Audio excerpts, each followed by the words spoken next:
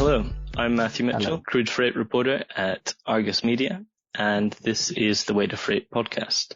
Today I'm joined by Ivane Abashidze, Georgia's representative to the International Maritime Organization and deputy chair of its legal committee. Ivane, hello. Hello.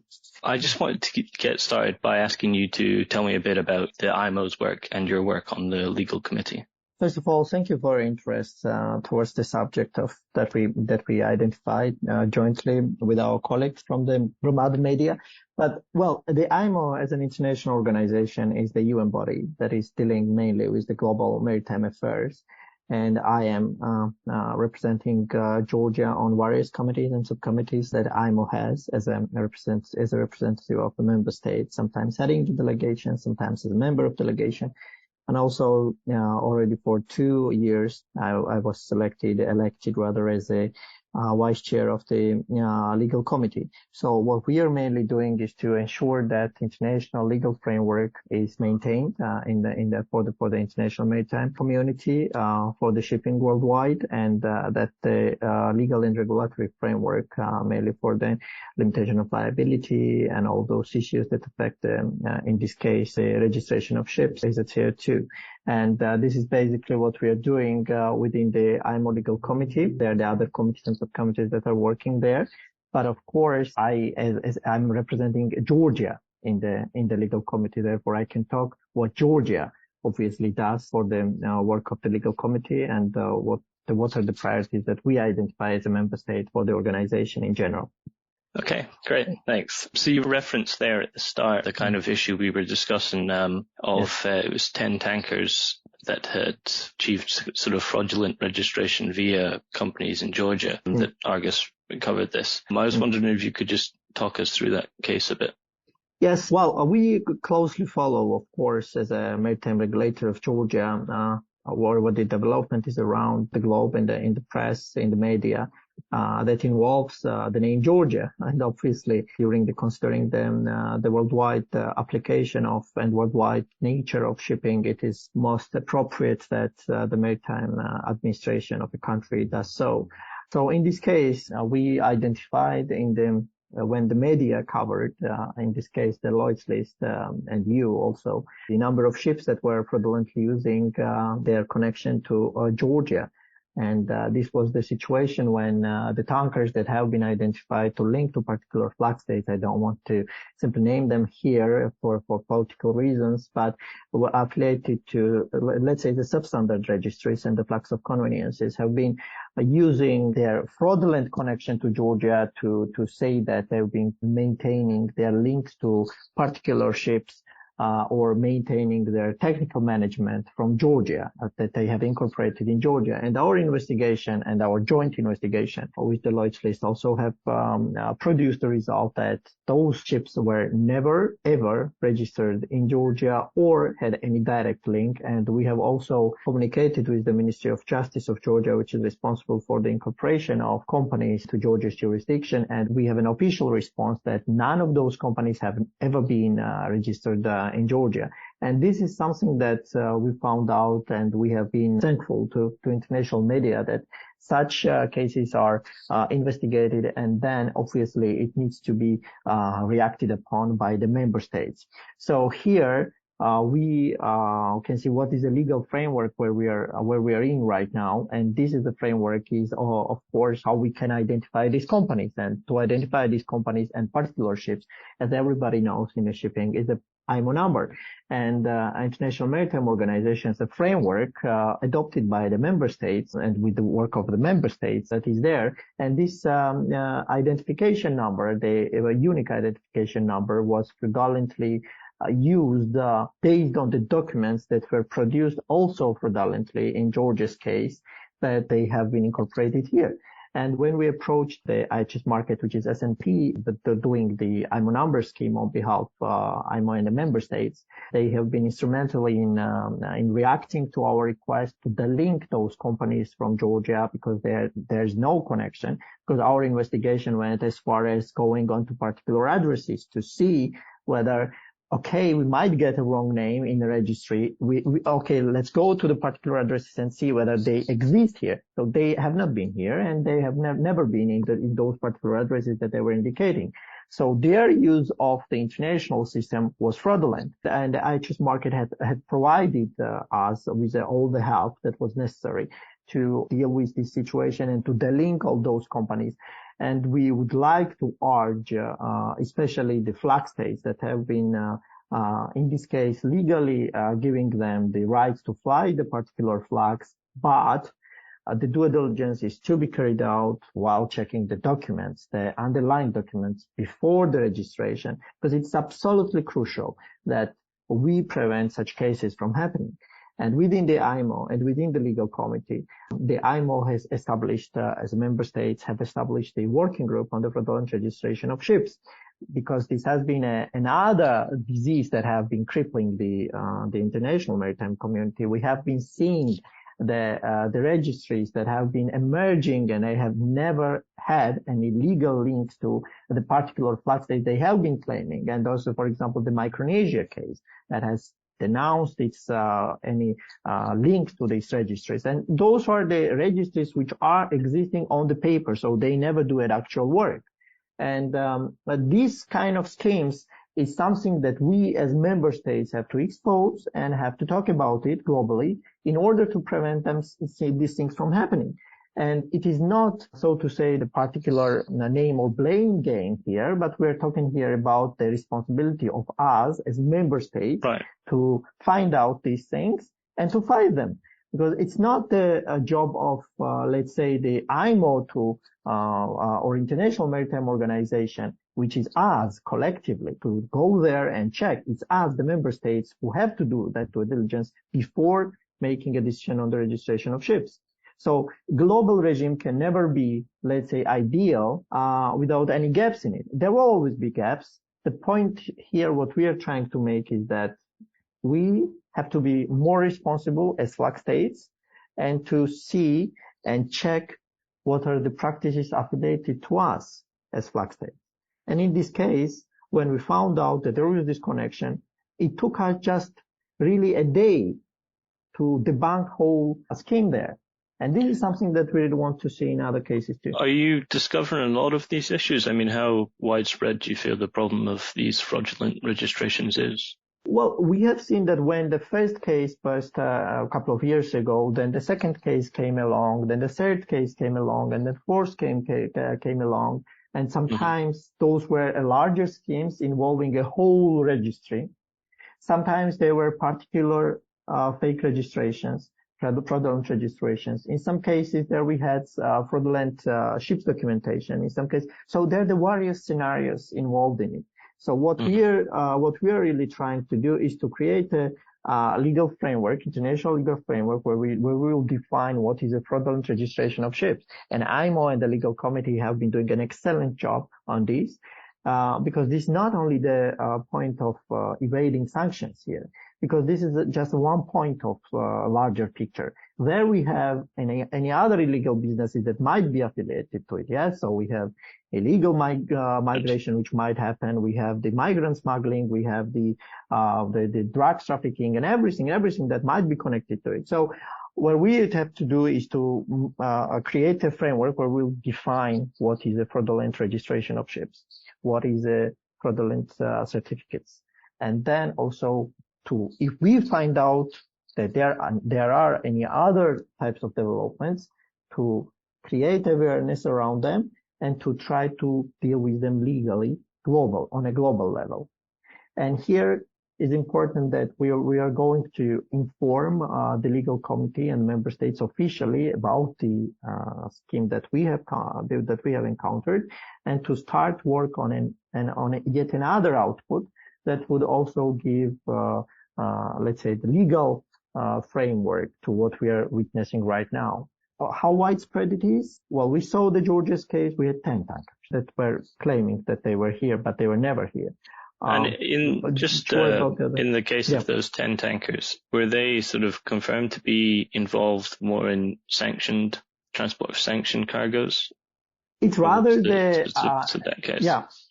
It's rather the area that further investigation has to show, and it's not for me to speculate whether the particular ships were, in this case, involved in the sanctions. But the legitimate question is, why would they need to defraud the authorities, use the existing legal scheme for fraudulently obtaining the IMO numbers for their companies if they did not have any malicious reasons or any bad intentions? And in this case, I can't provide you with the evidence that they have been there. It's the matter of investigation if the particular authorities or the flag states will do so. But facts are clear, and we have seen that they have used their fraudulent connection to Georgia, which had never been there, and we exposed that particular part of the scheme. So you've mentioned the sort of this discovery of these schemes, and next step is to report them to the IMO, who can remove the numbers. But what impact does that have? I mean, presumably these ships, if they're engaged in any sort of activity, illegal activity, they can still potentially, say, load in country with sanctioned oil or whatever the case may be. So what's the impact of that removal from the registration? The impact removal of registration of those particular companies, for example, let's say, as I said from the beginning, S&P has helped us to delink the companies from Georgia, so their addresses are now deleted from international databases. Well, it's dealing with our problem that they have no connection to Georgia, and that Georgia is not helping in any way. And it's our declared policy by the government of Georgia that we do not provide any help for the sanctions evasion. And this is something that we are doing on a daily basis. And this is, as long as Georgia is concerned, we will ensure that this continues. So with regards the effect to the particular ships, when their companies are exposed that they are not real companies, then the flag states should take action against them to ensure that they are brought into compliance or they're registered effectively. But the point here is a bit different, because we have one flag state that might be accepting them right now in this situation, and we might have another flag state which will accept in even more dire situation, let's say that without any documentation. Yeah. So the point there is whether we as a community, as a member states for the International Maritime Organization, feel that it is our responsibility that we do not allow as states, as responsible members of International Maritime Community, that such practices continue. If particular countries do not accept that responsibility, they will continue to do so. So the effect will be that we have to again trace them and to see whether they have been fraudulently using their certification or inventing any other scheme. And as pattern shows, our, let's say, the only cure right now, medication for this problem, is to try to be transparent about them, to talk about the schemes, and then make countries aware, because it is highly technical business, the maritime. It is requires a lot of expertise to know all the documents that are connected to ships and shipping, and it might be also a need that we need to help particular states or the registries to grow their expertise around these things. So they might not see right now that this is a concern because they don't have an expertise, but if they have a necessary expertise, they will see that they can prevent such problems from happening. And we have a fantastic opportunities. We have within the IMO 2 such institutions. We have International Maritime Law Institute, which is based in Malta, and which is providing a legal experts for member states. And there are numerous scholarships and fellowships available for such trainings. And we have World Maritime University, which is more technical into nature, all the things that are not legal. So let's say they're not legal studies. And we have technical side also covered. And IMO as an institution, as a global organization, is doing what it can. But if we do not have let's say, from our own selves, the decision that we need such expertise, such people to be in our let's say, administrations, then who can help? It's the matter of really the understanding that such things matter. Mm-hmm. And So Georgia, of course, has a particular interest in the situation in the Black Sea at the moment. What kind of role is the IMO playing there at the moment? Well, as we know from the beginning, the IMO has, together with the UN, created international grain corridors that have been there for the shipment of safe shipment of Ukrainian grain. And this has been a very important to ensure that maritime security and safety and environmental protection standards are adhered to. That has been a role of IMO there. But really, it's the matter of us, the member states, again, that such responsibility is reflected in our daily actions. And as I said, the IMO, as a global regulator, has helped to create these corridors and has been instrumental in this way, together with the UN. And us, the member states, have been trying to do exactly what we talked about already, and what we can do to adhere to these standards and to provide the clear, let's say, the legal framework for international shipping community. And that's what we can do as states on the Black Sea. So I want to ask a slightly more specific question about the role of insurance. Obviously, we're just over a week now from the EU and the UK sanctions on insurance, reinsurance, and Russian imports.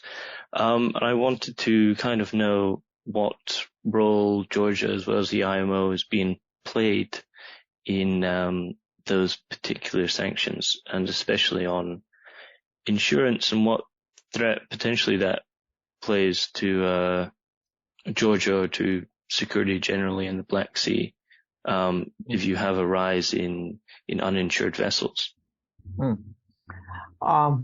No, we don't have the rise of uninsured vessels because the access to the global insurance market is restricted for the sanctioned entities, and they not restricted, but rather they don't have an access to the currency that can provide the insurance for their possible, let's say, the claims against them. And in this particular case, we don't see that rise in Georgia's ports because, as I said, we adhere to the sanctions regimes, and any sanctioned entity is denied, let's say, the entry to Georgia's ports. And it's been our position from the very beginning. What IMO has done, the IMO has provided a legal circular that has made member countries aware that if we have an insurance company that has cash problems, we have to check whether their certification is valid when we accept them into our ports, whether their insurer can cover actual costs that might arise when there is a claim against them. And this is something that, again, as I said, organization itself is the collection of the member states, us, again. So I have to underline that. So it's about us, the member states, to assess that situation and to, let's say, be aware that insurance is the particular claim is insured, and that we have an insured ship sailing in, not uninsured, and that problems might arise around them. So this has been what IMO has done together with the member states have done via IMO, and this is what we'll continue to do. And I hope that one day this will be over and we'll get to normal, and that these kind of things will not affect our daily lives anymore. And just to sort of finish, I wanted to ask you to kind of look ahead. I believe the next meeting of the Legal Committee is in March. What particular sort of issues are on the agenda for that meeting? Well, the Legal Committee, as I said, has particular remit to work in, and also the liability and compensation regime. And as I said, the fraudulent registration of ships is also very important. And we'll be finalizing a couple of important points there. And in this case, as I said, we'll submit a document to legal committee that will request, and I hope that the other member states will be supporting the initiative, that we'll be working on such scheme that we exposed, and that we will prevent them from happening in the future. And the rest of the points are just the traditional points that we have during the committee's work. As I said, mainly the compensation and liability regimes, and we have the abandonment of seafarers, ILO-IMO joint initiatives, and etc. So, but in general, as I said, that the topic that we're concerned today, it is important that when we submit such document beforehand, we will seek the support from other member states, and also how broad is that support at the moment? I mean, are those discussions ongoing? Is there still, you feel, holdouts in terms of people willing to work with those kinds of registrars? Well, there's great interest in tackling this issue. As I said, there is already the group that is working on the fraudulent registration of ships, and we have developed the definitions, as I said, the fraudulent registries, the fraudulent certification, etc. And the important thing is that we now broaden this and add another output or another, let's say, the point for the discussion to prevent also the illegal use of IMO number scheme while we have possibly legal registrations by the flag state, because this requires a little bit more sophisticated approach. We have a legal registration under the flag, but illegal incorporation of companies that they claim that they are incorporated in particular countries, and thus they are getting the IMO numbers. So this is something that we need to see that is prevented from happening, and that flag states act on that. And we already saw the interest from the member states, and we will work on this to see these initiatives taken further. Okay. Ivane, thank you very much for coming on. It's been great. Thank you very much. Thank you very much, Mitch. Thank you. Thank you. And that's all for this episode of Argus's Way to Freight podcast. Many thanks again to Ivane for coming on, and thanks to you all for listening.